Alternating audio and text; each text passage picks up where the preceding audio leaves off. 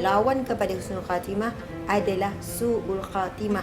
Maka saya ingin membacakan beberapa hadis Nabi sallallahu alaihi wasallam, antaranya daripada Abu Hurairah bahawa Rasulullah sallallahu alaihi wasallam bersabda, yang bermaksud setiap yang meninggal dunia pasti menyesal. Para sahabat lalu bertanya kepada Rasulullah, menyesal atas apa wahai Rasulullah sallallahu alaihi wasallam? Baginda menjawab, jika dia orang yang baik, dia menyesal kerana tidak menambahkan kebaikannya, dan jika dia orang yang jahat, dia menyesal kerana tidak berhenti melakukan kejahatannya. Ini membawa maksud semua orang pasti menyesal, bukan hanya orang yang melakukan kejahatan. Bahkan orang yang melakukan kebaikan juga akan menyesal. Orang yang membaca Al-Quran 1 juzuk sehari menyesal, kenapa dia tidak membaca Al-Quran 5 juzuk. Orang yang baca 5 juzuk juga menyesal, kenapa aku tak baca Al-Quran 10 juzuk. Apatah lagi jika seseorang itu tidak pernah membaca Al-Quran ataupun mengabaikan Al-Quran. Orang yang solat penuh 5 waktu juga menyesal, kenapalah tidak ditambah dengan solat-solat sunat. Apatah lagi orang yang tidak solat langsung. Sebab itu kematian adalah pintu kepada penyesalan demi penyesalan.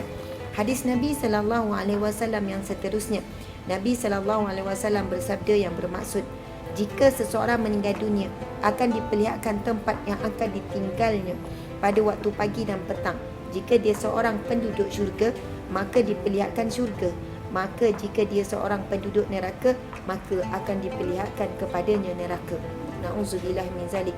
Subhanallah. Hadis ini menggambarkan keadaan penghuni kubur, bagaimana keadaannya bila dalam kubur setiap pagi, setiap petang akan diperlihatkan kepadanya kehidupan setelah itu.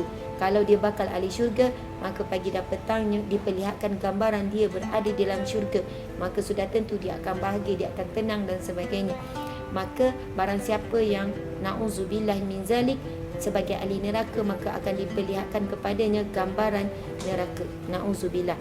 Maka tuan-tuan, puan-puan sekalian, saya ingin membacakan satu perbualan di kalangan ulama yang terkenal, iaitu Fudail bin Iyad, seorang wali Allah, seorang ulama, Fudail bin Iyad. Suatu hari Fudail bin Iyad pernah bertemu dengan seorang lelaki. Lalu dia pun bertanya kepada lelaki tersebut, berapakah umurmu sekarang? Lalu orang tersebut menjawab 60 tahun.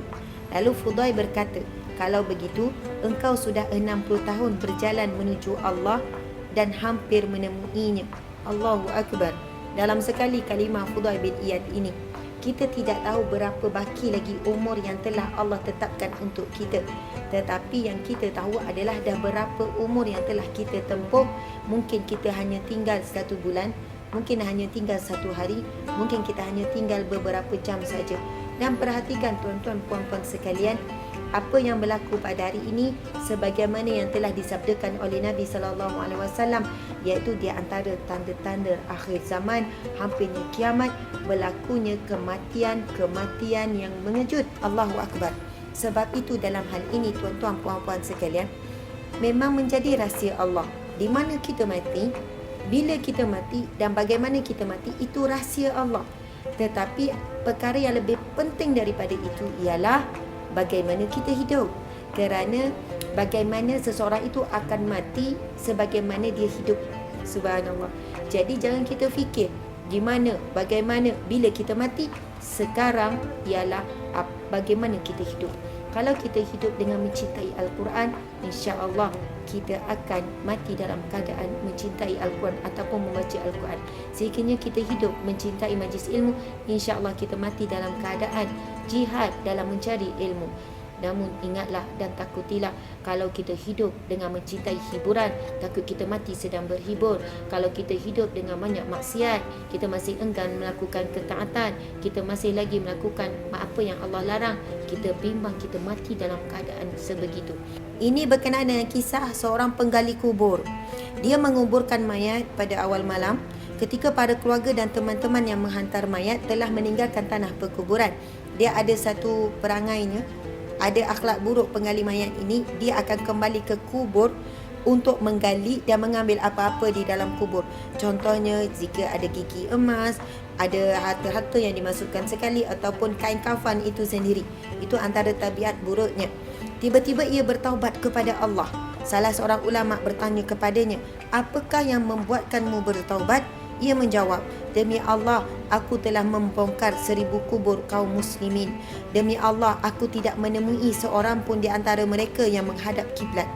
Na'udzubillah min zalik. Mereka telah berubah dari arah kiblat sejak malam pertama kerana apa yang mereka lakukan di dunia nampak jelas di dalamnya.